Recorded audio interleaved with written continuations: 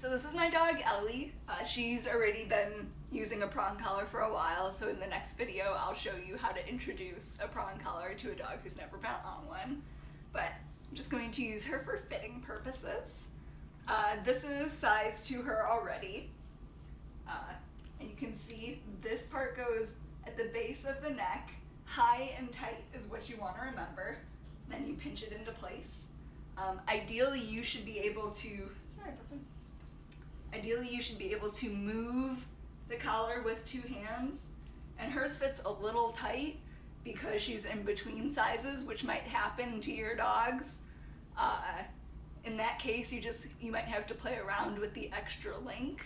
So it depends kind of on the dog's personality. If they're a little more pushy, you might want to keep it tighter rather than looser. But if they already walk pretty well and might just need, some guidance here and there, you might want to go with the extra link. So it's all definitely very personal, but hers is a little tight. So you would use this in conjunction with the flat buckle. So you want to make sure that the flat buckle is on, and you'll put the leash on the live ring. So when you set it up, you want to have this dead ring, the round one, you're okay, pupper, on the bottom, and the live ring on top, because that's what's going to do the pulling action. And then that dead ring,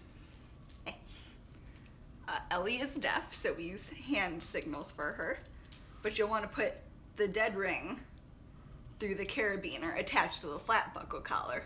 And this is just in case you ever have any issues where a prong gives way, you have a backup. And people also do that with their leash. I've seen people use zip ties, so if you have a dog where that's the only leash they use, you can put a zip tie through this upper loop.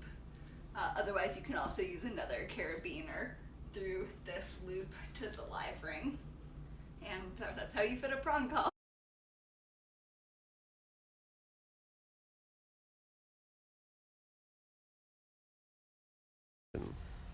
Hey guys, I am here with Miss Penny today.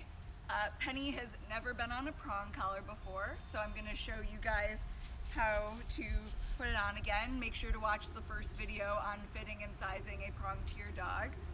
But Miss Penny, I'm going to try a 2.25 millimeter Herm Springer first. She's fluffy, but she's medium. So the first thing we're going to do, it needs to be high and tight on her neck.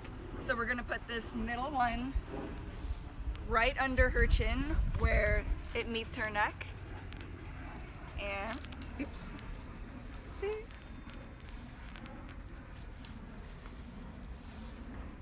Yep. That's what you'll find with fluffy dogs, is it kind of gets a little caught up in the fur.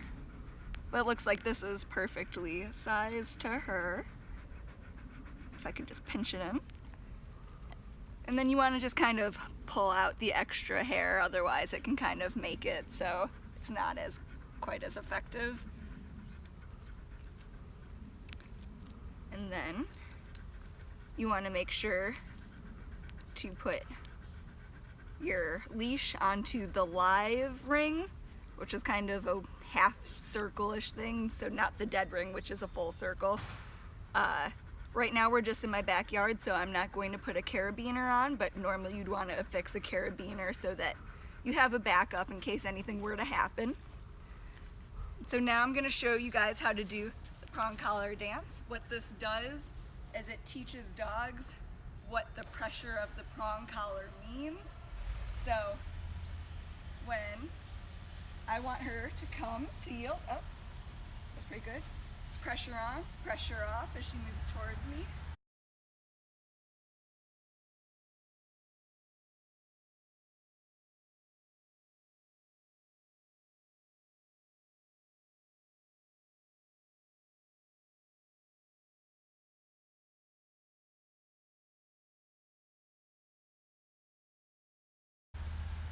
Pressure on, pressure off.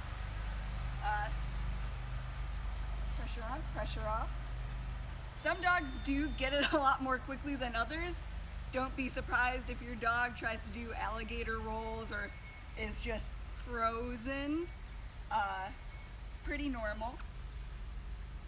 Pressure on, pressure off. The only thing you don't want to do is yield. You don't want to panic and give in to the dog when you're putting pressure on, because then that's not teaching them how to turn it off. So pressure on, pressure off. Pressure on, pressure off. Girl. Pressure on, pressure off. Pressure on, pressure off. And you want to do this. Some dogs take 3 minutes. Some dogs are as fast as Penny, kind of learning what pressure means. Some dogs take 20, 30 minutes. So you just want to kind of keep doing it until they understand what you're asking from them. Good. Good. Good girl. Good.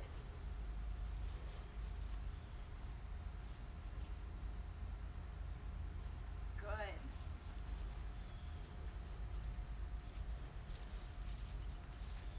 You can see she's kind of staying close to me. She's kind of getting what I'm asking.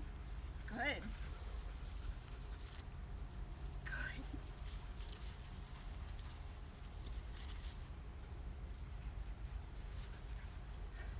Good girl.